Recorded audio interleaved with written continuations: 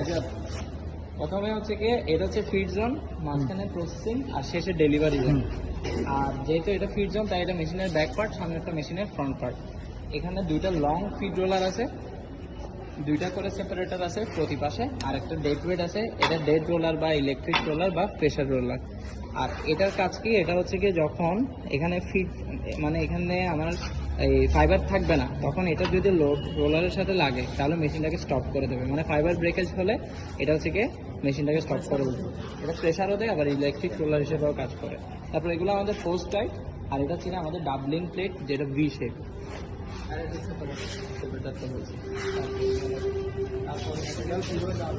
তারপর এটা কি জানি আমাদের ইনক্লাইন না, ইনক্লাইন প্লেট যেখানে হচ্ছে কি দুইটা ইয়া থাকে, পোস্ট গাইড থাকে, যেটা হচ্ছে কি একটু কম্প্যাক্ট করে আমাদের ফিডটাকে আমাদের প্রসেসিং জোনে ঢুকায়। প্রসেসিং জোন হচ্ছে 3/3 রোলার ড্রাফটিং সিস্টেম। উপরে হচ্ছে টপ রোলার বা কর্ড রোলার, নিচে হচ্ছে কি বটম রোলার। আর এটা হচ্ছে স্ট্রেট ফ্লুটেড। প্রেসার রোলারের বটমগুলো হচ্ছে এই ড্রাফট রোলারের বটমগুলো হচ্ছে কি এই স্ট্রেট ফ্লুটেড। তারপর সামনে হচ্ছে কি এটা কি ব্যাক ডেলিভারি প্লেট। এখানে আরো দুইটা পোস্ট গাইড আছে, যে দুইটা হচ্ছে কি ফাইবারের সেলভেজ কি জানি বা প্রান্ত যেন রেগুলার হয় তা লক্ষ্য রাখে। হ্যাঁ, ফাইবারের সেলভেজ বা প্রান্ত যেন রেগুলার হয় তা লক্ষ্য রাখে। তারপর সামনে আছে হচ্ছে কি এক জোড়া ক্যালেন্ডার রোলার। এখানে উপরে একটা আরেকটা নিচে, ওটাও সামনে থেকে দেখা যায়।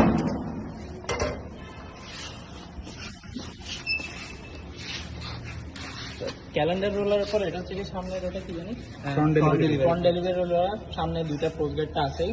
তারপর হচ্ছে এই দুইটা ল্যাপ রোলার, পাশের দুইটা হচ্ছে কি ডিস্ক। তারপর এদিকে তিনটা লিভার আছে, একটা হচ্ছে লং লিভার, এটা হচ্ছে কি তো আমাদের ডিস্কে আপ করে। আর শর্ট লিভার হচ্ছে কি আমাদের ওয়াইডার আর ক্লোজার করে। আর প্যাডেল ড্রাইভ হচ্ছে কি ডিস্কে ডাউন করে। তারপর এটা হচ্ছে কি ল্যাপ ড্রাইভ। আর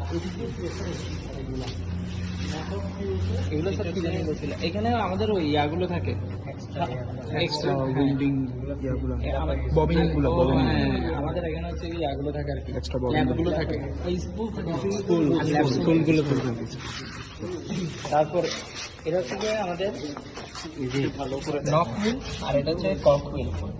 আর এখানে এই নক আর এদিক দিয়ে একটা কর্ক, এই দুইটা যখন একসাথে হয় তখন এদিকে একটা মাইক্রোসুইচের কাছাকাছি এদিকে একটা মাইক্রোসুইচ থাকে, এটাকে একটা ধাক্কা দেয়, ফলে মেশিনটা স্টপ হয়ে যায়।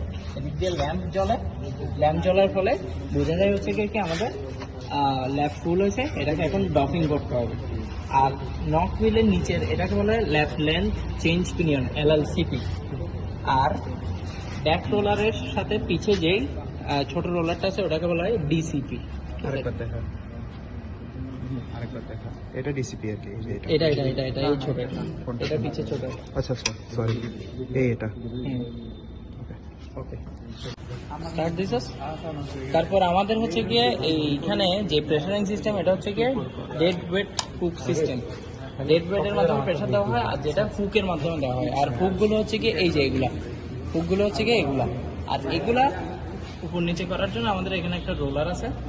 এই রোলারের মাধ্যমে আমরা এটাকে চাইলে উপরেও তুলতে পারি বা নিচেও নামাইতে পারি। মানে উপরে তুললে তো ওয়েটটা কমে যাবে। এগুলা উপরে তুললে ওয়েট কমে যাবে। হুক হচ্ছে এগুলা? হ্যাঁ, না এই যে কালো আমি যারা তুলে দিই, এটা যারা উপরে তুলে দিই, না তো মানে এগুলো হুক?